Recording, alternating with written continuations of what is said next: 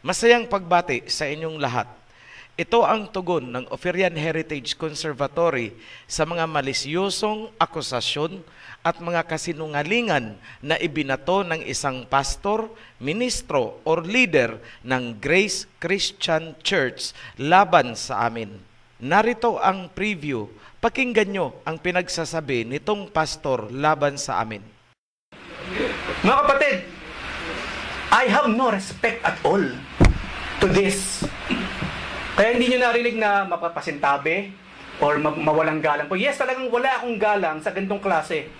But let me ask you now, do you have any heart sa ganitong klase ng mga grupo or mga paniniwala? You yourselves, sa dinami-dami ng pinag-aralan natin dito, meron ba kayo kahit 1% na simpatya sa kanila? Narinig nyo ang sinabi niya, he has no respect sa mga grupong katulad namin. So be it. I will give you a dose of your medicine para matikman mo ang hinahanap mo. Dahil isinapubliko mo ang mga malisyosong akusasyon at patutsada, isa sa publiko ko rin itong sagot ko sa iyo. Ipaparinig namin sa inyong lahat si Satanas na nagsasalita sa harap ng members nitong Grace Christian Church. At habang niyuyurakan ng pastor ni Satanas ang banal na pangalan ng may likha, maririnig nyo rin ang pagtatawanan ng kanyang mga members sa loob ng Grace Christian Church. They made a mockery on the name while revering an idolatrous name. That is sheer blasphemy. Hindi ko na sana ito papatulan itong Pastor Utoy na ito. Ngunit hindi ko kayang palampasin ang paglapastangan nila sa banal na pangalan. Hindi nakaligtas sa aking diwa ang subliminal message ni Satanas na ikinubli nitong pastor gamit ang matatamis at mapanlinlang na pananalita. Pastor Utoy, kung nakakalusot sa audience mo ang subliminal message na inihahatid mo mula kay Satanas upang kontrolin ang pag-iisip ng iyong mga members, hindi po yan uobra sa amin. Kinuha ko ang pinakamahalagang bahagi upang sagutin dito. Para sa mga nais pakinggan ang buong video ng mensahe ni Satanas sa Grace Christian Church, ang link ay nasa ibaba lamang nitong video. Pakinggan natin ang wara-wara ni Pastor Utoy. Here we go.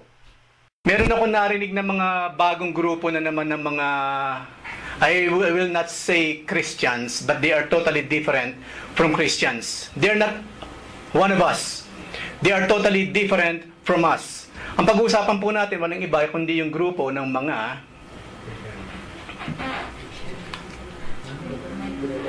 ayan, too much suspense.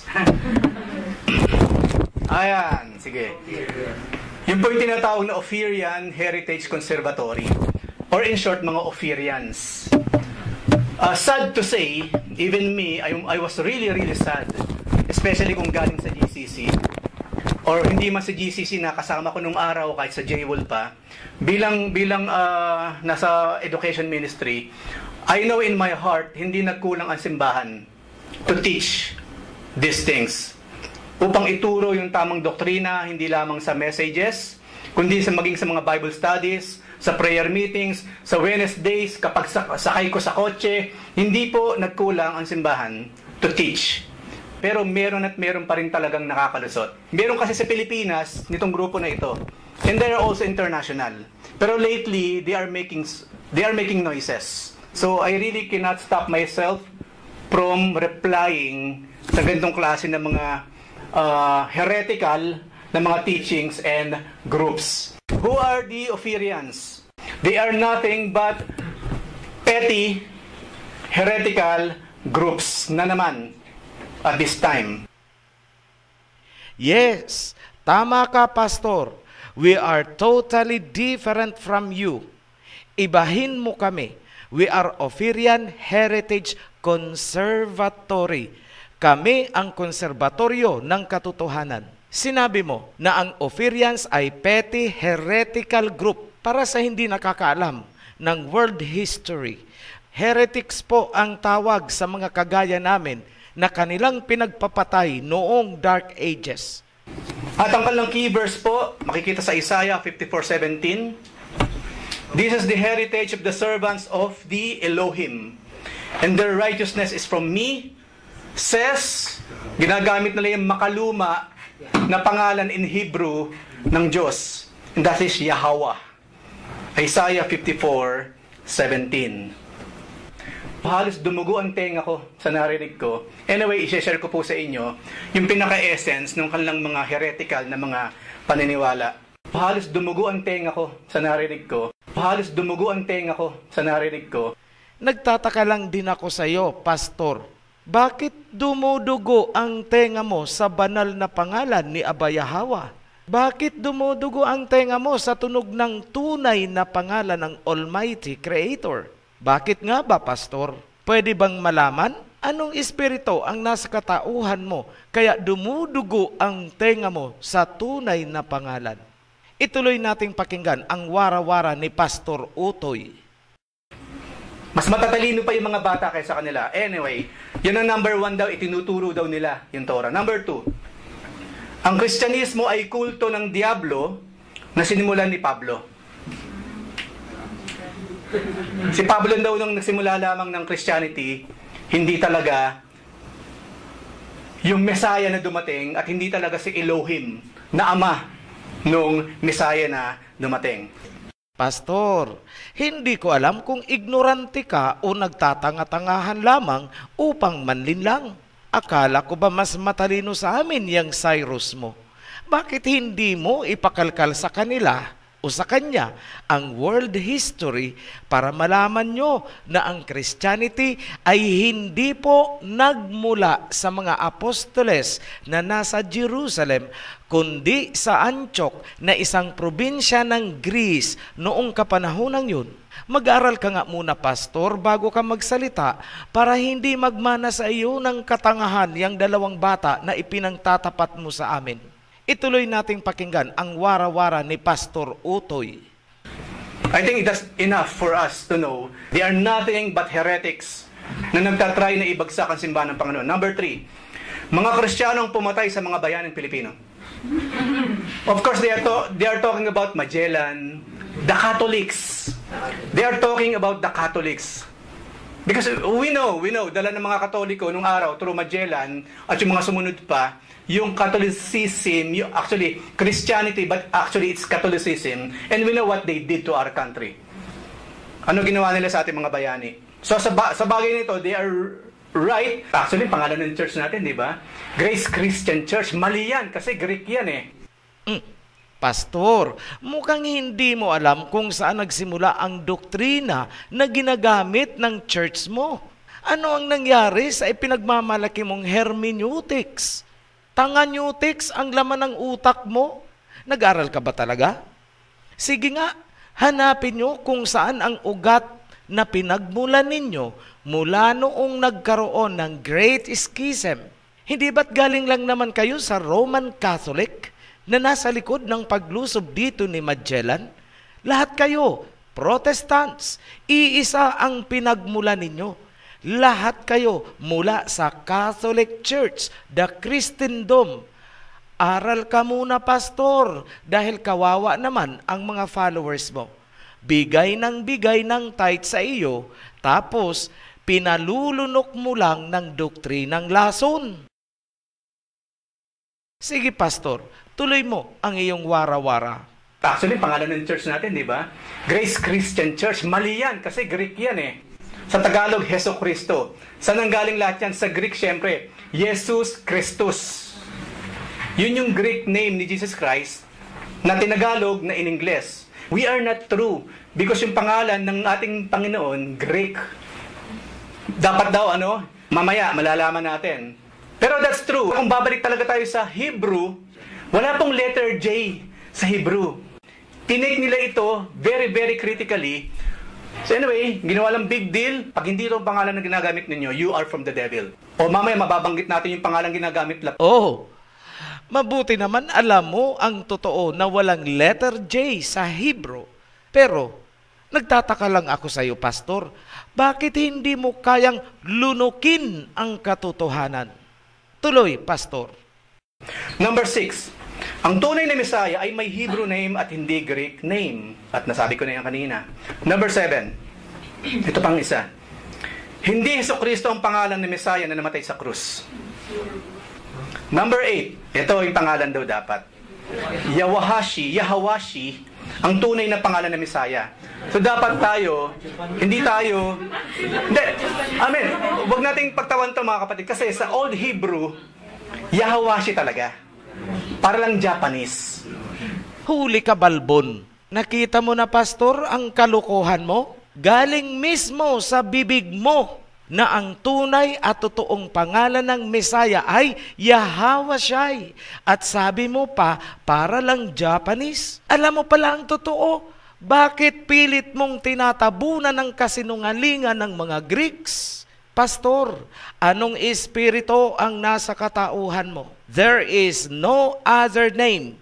Ang tunay na Hebrew name po ang tinutukoy dyan at hindi ang huwad na pangalang Kristo. Aral ka ulit ng history para malaman mo na pinakialaman ng mga Greeks ang mga kasulatan at literatura ng mga Hebrews at isiningit nila ang pangalan ng kanilang huwad na Messiah, Greek version ng Hebrew Messiah. Sige, patuloy ka pa sa wara-wara mo, pastor. Kaso hindi naman tayo mga Hebrew and we don't belong on that era. We know him by different name, but the same person ang pinag-uusapan natin. Yahawashi ang tunay ng pangalan ng Messiah. So dapat daw, praise Yahawashi. Kaso again, big deal nila. Ginawa lang big deal. Ang sino mang gumagamit ng Jesus Christ from the devil, ang gumagamit ng Yahawashi, sila yung tunay na mga mananampalataya ng Messiah. I'm telling you mga kapatid, mas matalino pa si Arielin. Mas matalino pa si Cyrus sa mga ito. To be honest with you. It's so funny, right? But imagine ang dami lang members. At meron pang mga ex-musicians. Bakit naloloko sa ganitong mga kamangmangan na mga katuruan? Pati ang Hebrew identity ng mga Pilipino ay inililihis mo din at ginagawa mo silang hintil. Sabay, ginagatasan nyo ng tithes. Wow, pastor, ano yan? Kapalan na lang ng mukha? Pag-aralan mo, pastor, ang genealogy ng Table of Nations sa Genesis para hindi ka mangmang. Pagtatawanan ka ng 2 bata na ipinagmamalaki mo sa amin, baka mas mangmang ka pa kaysa kanila. Nasusulat, pastor, I am Yahweh, that is my name. The name that you should call me from generation to generation. Anong ira-ira ang pinagsasabi mo? From generation to generation po. Forever. Nako, pastor, pati sarili mo, pinagluloko mo. Sige, patuloy ka pa sa wara-wara mo, pastor. Pangalawa, tanggapin nyo ang totoong pangalan ng totoong may likha at ng totoong Hebrew Messiah. Dahil walang ibang pangalang ibinigay na makakapagligtas kundi ang pangalan lamang na ibinigay sa mga Hebrew. Okay. Malayong-malayo sa sinabi ni sa chapter 12 ng Acts, na there is only one name under heaven given para maligtas ang lahat, and that is the name of the Lord Jesus Christ, Yesu Christus. Ginamit mo pa ang Acts 4:12. No other name is given. Aling name ang tinutukoy? Yung Hebrew or ang peke na pangalan ng peke niyong Greek Messiah? Umayos ka, pastor. Kasasabi mo lang na ang tama ay Yahawashai. Pero ngayon, pinapalitan mo ng Yesus Kristus. Ano ito, pastor? Kapalan ng mukha? Pastor, direkta kong sasabihin sa iyo, ang dila mo ay nakasanga na parang dila ng serpent. Ahas! Oy, kayong mga Kristiyano, tigil-tigilan nyo ang panluloko dahil buking na po kayo. Mga kampon ng dyablo. Ang Messiah ay may original Hebrew name. Bakit ibang pangalan ang itinuturo nyo? Ang pangalan ay pangalan. Hindi pwedeng palitan. Sige nga, tanungin mo nga yung Cyrus mo kung papayag siyang tawagin kong kulapo or dili kaya kulugo. Ikaw, pastor, may pangalan ka, di ba? Okay lang ba sa'yo na tawagin ka ng members mo ng Pastor Pinocchio? O kayo mga members ng Grace Christian Church, mamaya pakinggan niyong mabuti ang subliminal message ni Satanas na ipinapasok sa isipan ninyo na hindi nyo namamalayan. Pastor ng dyablo ang nakatayo sa harapan ninyo. Pakinggan nyo ito. Mga kapatid, I have no respect at all to this. Kaya hindi nyo narinig na mapapasintabi or mawalang galang po. Yes, talagang wala akong galang sa ganitong klase. But let me ask you now, do you have any heart sa ganitong klase ng mga grupo or mga paniniwala? You yourselves, sa dinami-dami na pinag-aralan natin dito, meron ba kayo kahit 1% na simpatya sa kanila? Because I'm telling you, kung meron kayo kahit 1% na simpatya sa mga ito, you are not worthy of the Lord. Our respect belongs to the Lord Jesus Christ alone, not with this kind of people. Maraming salamat sa lahat. Pakipindot. Signed by Satan himself. Is it clear enough, mga kapatid? Amen. Amen. Tayo lahat po ito tumayo. Tayo manalangin. Maliwanag. Ang nakapirma sa mensahe ng binabasa ni pastor sa kanyang audience ay mula kay Satanas. Signed by Satan himself. Is it clear enough, mga kapatid? Amen.